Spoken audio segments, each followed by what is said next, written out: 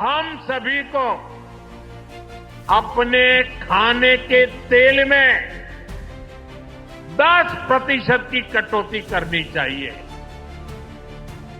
यानी हर महीने जितना खाने का तेल लेते हैं, अभी से 10% कम खरीदना तय कर लो। માનનીય વડાપ્રધાન શ્રી નરેન્દ્ર મોદીએ ખાવા પીવામાં તેલનું પ્રમાણ 10% ઓછું કરવાની અપીલ કરી છે. જાણો છો કેમ? કેમ કે વધારે તેલ ખાવું આપણા સ્વાસ્થ્ય માટે ખતરનાક હોઈ શકે છે. આ શરીરના બીજા અંગોની સાથોસાથ લીવરને પણ નુકસાન કરી શકે છે.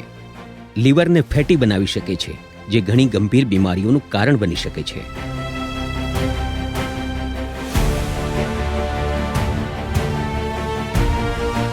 તેથી પોતાના ખોરાકમાં તેલનું પ્રમાણ ઓછું કરો અને સ્વસ્થ વિકલ્પો ચૂંટો.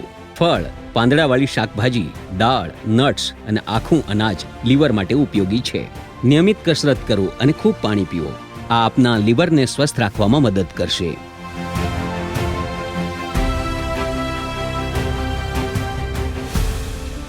આપનું લીવર આપના શરીરનું એક મહત્વપૂર્ણ અંગ છે.